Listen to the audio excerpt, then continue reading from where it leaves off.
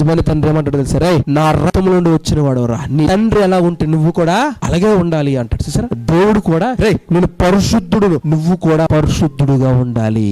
నేను యథార్థవంతుడును, నువ్వు కూడా యథార్థవంతుడుగా ఉండాలి అంటాడు. ఇంకా గొప్ప మాట తెలుసా? నేను పరిపూర్ణుడును, మీరు పరిపూర్ణుగా ఉండవాలని యేసు ప్రభు అక్షరాలు చెప్పిన మాట. ఇప్పుడు మరి బాగా గమనించండి, మన పరలోకపు తండ్రి కోరిక ఏంటి అంటే తాను ఎలా ఉన్నానో తన పిల్లలు కూడా అలాగే ఉండాలని తన కోరిక.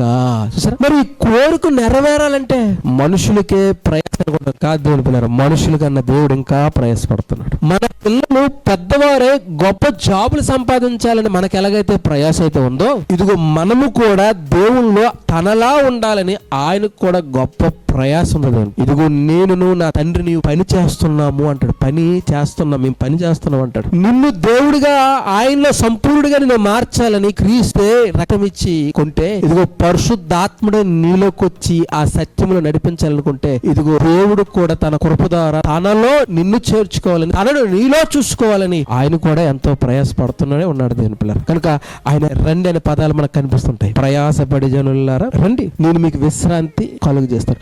నరులారా తిరిగి రండి, రండి రండి అని పిలుస్తుంటారు. కానీ మనుషులు ఏం మర్చిపోయారంటే శరీర సంబంధమైన వాటిలో పడిపోయి ఎవరిని మర్చిపోయారంటే దేవుడిని మర్చిపోయారు. నేను ఒక శరీరములో ఉన్న ఆత్మను అని మర్చిపోయారు.